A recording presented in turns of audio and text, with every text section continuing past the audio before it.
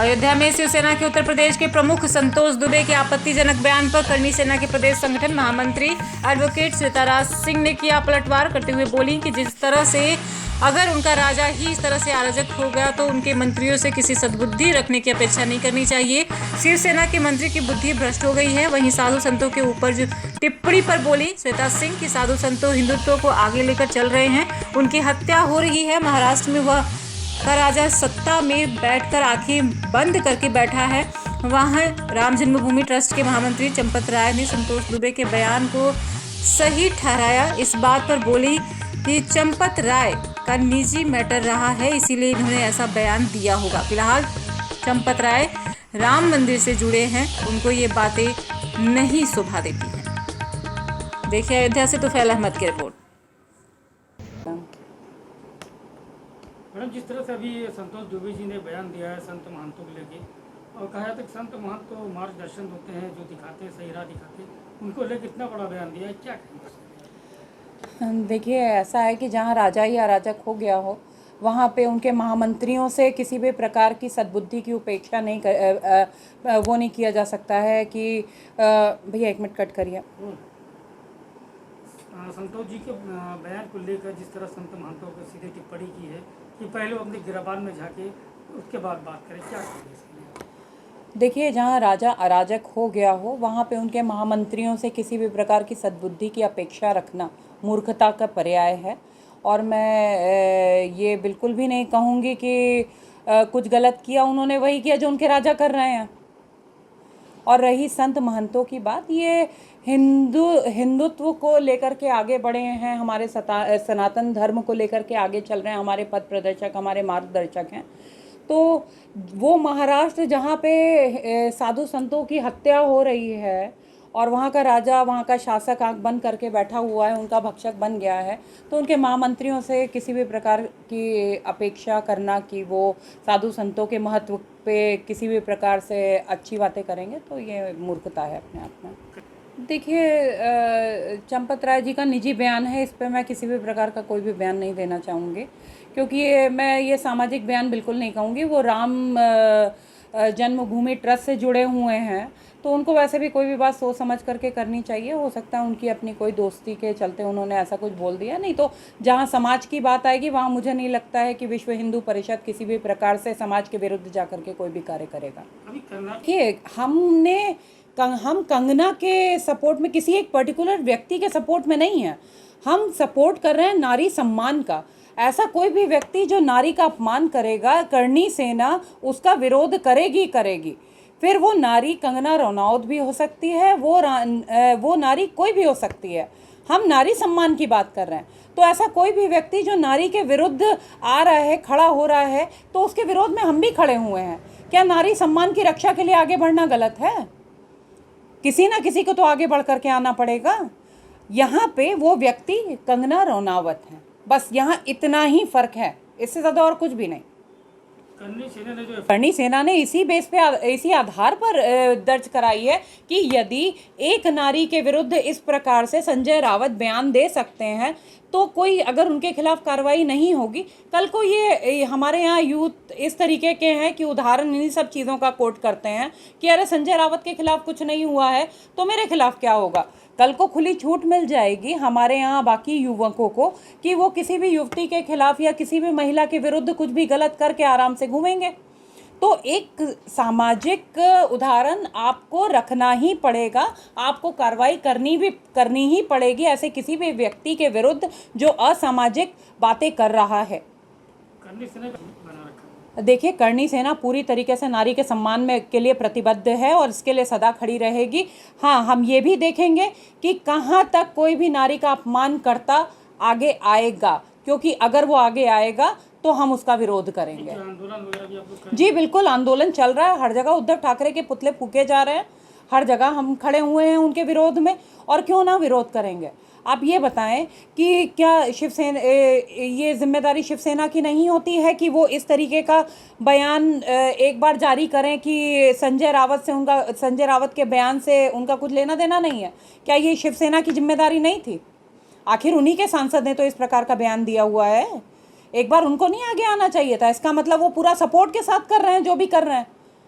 तो कहीं ना कहीं जब उन्होंने जिम्मेदारी उनके बयान से अपनी जिम्मेदारी नहीं हटाई है तो पूरी शिवसेना का जिम्मेदारी है ये। तो उनके खिलाफ जो भी हो सकेगा हमसे वो हम करेंगे। और महाराष्ट्र में तो हमने खड़े होकर के खुलेआम विरोध किया है। महाराष्ट्र में तो करणी सेना जिस समय जाकर के खड़ी हुई है उस समय शिवसैनिक भाग खड़े हुए थे। इन्होंने तो भगवा छोड़ करके काला झंडा उठा लिया है। ये कंगना के विरोध में इन्होंने ये नहीं सोचा कि काला झंडा आईएसआईएस का प्रतीक है और काला झंडा लहरा रहे थे, और वहाँ पे हम भगवा झंडा लेकर के खड़े हुए थे। कहाँ ये हिंदुत्व के मुद्दे को भूल चुके हैं, सिर्फ इसलिए क्योंकि इन्होंने कुछ ऐसी अनैतिक पार्टियों के साथ गठबंधन कर लिया है जो असामाजिक रूप से किसी ना किसी प्रकार से हिंदुओं को हमेशा नुकसान ही पहुंचाने के विषय में सोचती रहती हैं। जिस तरफ संतोष यहाँ पर देखिए, ऐसा है कि बिल्कुल रोकेंगे। नारी का जिसने अपमान किया है उसके लिए तो प्रतिबद्ध है करणी सेना कि यहाँ नहीं आने दिया जाएगा। ये तो खुली चुनौती है कि वो यहाँ नहीं आ सकते, या तो वो माफ़ी मांगे, क्योंकि ये पूरे नारी जगत के सम्मान का सवाल है, तो इसलिए उनको माफ़ी मांगनी चाहिए। भी आ जा सकता है तो कोई भी आने जाने के लिए उसको प्रभु श्री रामचंद्र के दिखाए पथ पर चलना होगा। प्रभु श्री रामचंद्र जो स्वयं मर्यादा पुरुषोत्तम थे, प्रभु श्री रामचंद्र जिन्होंने हमेशा सतमार्ग पर जो चले हैं और जिन्होंने अपने हर सुख का त्याग किया हुआ है, जो समाज के लिए एक उदाहरण है। आप यदि उनकी बात कर रहे हैं तो उनके पथ पे भी चलने के बारे में बात करिए। और प्रभु श्री रामचंद्र तो स्वयं शिव के सबसे बड़े वो थे, आराधना करते थे शिव की। तो जो स्वयं शिव के भक्त थे और शिवसेना उन्हीं के नाम पे ही है, तो आप ये सोचिए कि शिव ही वो आदि पुरुष थे जिन्होंने अर्धनारीश्वर का रूप रख करके नारी को अपने बराबर का सम्मान दिया है। तो शिवसेना कहाँ से उस पे पूरी तरीके से खरी उतर रही है? कहीं से नहीं उतर रही है। तो किस आधार पे वो आकर के प्रभु श्री रामचंद्र की नगरी में चरण धरेंगे? सनातन की पहचान है, हिंदुत्व के मार्गदर्शक हैं। उनके बगैर हिंदू सनातन धर्म की कल्पना करना ये नामुमकिन है। मुझे लगता है शिवसेना ने जिस तरीके से बाला साहब के सपनों को तोड़ दिया और जाके कांग्रेस और एनसीपी के चरणों में पड़ गई, ये उसी राजनीति के ओतप्रोत बयान है। दिखाना चाह रही है शिवसेना कि अब हम हिंदुओं की पार्टी नहीं है, हम सेकुलर पार्टी हैं, हम किसी साधु संत को नहीं मानते। मुझे लगता है कि ये बाला साहब बाल ठाकरे को अपमानित करने वाला बयान है, इसके अलावा और कुछ नहीं है। साधु संत इसका समय आने पर जवाब उनको उनकी भाषा में दे देंगे। मुझे लगता है, जहाँ तक बात चंपत जी की है, चंपत जी ने ये कहा है कि मुझे अभी जो पता लगा है मीडिया के माध्यम से, जिसके माँ ने दूध पिलाया हो वो उद्धव ठाकरे को अयोध्या आने से रोक ले। शायद चंपत राय जी ये भूल रहे हैं और विश्व हिंदू परिषद ये भूल रही है कि उनका जो अस्तित्व है वो अयोध्या के कारण है, अयोध्या के साधु संतों के कारण है, मर्यादा पुरुषोत्तम भगवान श्री राम के कारण है। और चंपत जी का भी ये बयान निंदनीय है। कहीं ना कहीं उन्हें चिंतन की आवश्यकता है। मुझे लगता है कि साधु संत और हिंदू समाज इसको माफ़ करने वाला नहीं है। वो चाहे चंपत जी हो, चाहे संतोष दुबे हो, समय आने पर, अब संतोष दुबे ने कहा या फिर चंपत जी ने कहा कि रोक ले, तो आज हिंदू अयोध्या ये ऐलान करता है। अगर मादा रखते हो, उद्धव ठाकरे के अंदर ये मादा हो, तो अयोध्या की धरती पर अपने कदम रख के दिखा दें। अगर सही से आएंगे तो सही से जाएंगे नहीं, ये हिंदू योद्धा वचन देता है। इसे है हिंदुत्व पे प्रहार करने वाला व्यक्ति झूठी आस्था दिखाता है। कंगना रनावत पे जिस तरीके से बयान दिया है शिवसेना ने, संजय राउत ने नचनिया जैसे शब्दों का प्रयोग किया है शिवसेना के प्रमुख संतोष दुबे ने। जो महिलाओं का सम्मान नहीं कर सकता, स्त्रियों का सम्मान नहीं कर सकता है, वो संतों का क्या सम्मान करेगा? अपने देवी देवताओं का क्या सम्मान करेगा? वो धार्मिक नगरी का, मर्यादा पुरुषोत्तम भगवान का क्या सम्मान करेगा? सही है। मुझे लगता है कि ईर्ष्या के भावनाओं से जितने भी कदम शिवसेना उठा रही है, क्या उन्होंने दाऊद इब्राहिम के अवैध मकान को गिराने का काम किया? क्या उन्होंने मातोश्री 2 जो एक बिल्डिंग बनी है जिसका नाम है मातोश्री 2 जो कि पूरी तरीके से पूर्णतः अवैध है, उसको गिराने का काम किया? कंगना रनावत के 1 इंच ज़मीन पे छज्जा बढ़ जाने से इतना बड़ा क्या पहाड़ टूट पड़ा? केवल इसलिए गिराया गया क्योंकि मुंबई को बाल ठाकरे ने आतंकियों का अड्डा बना रखा है, नशेड़ियों का अड्डा बना रखा है, स्मैकियों का अड्डा बना रखा है। मुख्यमंत्री जरूर वहाँ पर उद्धव ठाकरे हैं, लेकिन वहाँ पर राज दाऊद इब्राहिम का चल रहा है। तो मुझे लगता है कंगना रनावत ने कोई गलत बयान नहीं दिया है। ये शेर के कोख से जब सियार जन्म लेता है तो मुझे लगता है बाला साहब बाल ठाकरे एक सिंह थे, उनके कोख से एक सियार जन्म ले लिया है, उद्धव के रूप में एक सियार जन्म ले लिया। वो क्या बोलेगा? उसका मंत्री बोलता है, और उसका मंत्री है संजय राउत। संजय राउत के इशारों पर उद्धव ठाकरे काम करते हैं, और पूरे की पूरी शिवसेना को आज गर्द में पहुंचाने का जो काम किया वो संजय राउत है। जब तक संजय राउत रहेंगे शिवसेना में, ऐसे ही शिवसेना गर्द में जाती रहेगी। महेश मिश्रा, राष्ट्रीय प्रमुख, हिंदू योद्धा, अयोध्या। अब संतोष दुबे जी के अपने व्यक्तिगत विचार होगा, और किसको क्या झांकना है क्या नहीं झांकना है वो संत अपने जानते हैं। उसमें संतोष दुबे के कहने सुनने की कोई बात नहीं है, वो अपने विचार रखे हैं, और संतों ने भी अपना अपना विचार रखा है। जहाँ तक है, उद्धव ठाकरे 2 बार 3 बार अयोध्या आए, राम जन्मभूमि का दर्शन किए। अयोध्या धार्मिक नगरी है, श्री राम जी के स्वरूपमय अयोध्या है।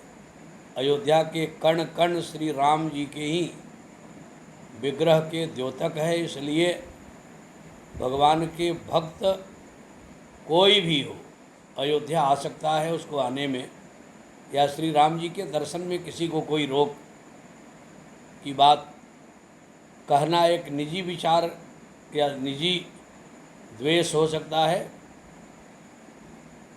और अयोध्या दर्शनीय स्थल है, दर्शन करने कोई भी आ सकता है। श्री राम जी के पावन विग्रह के दर्शन करने कोई भी आ सकता है।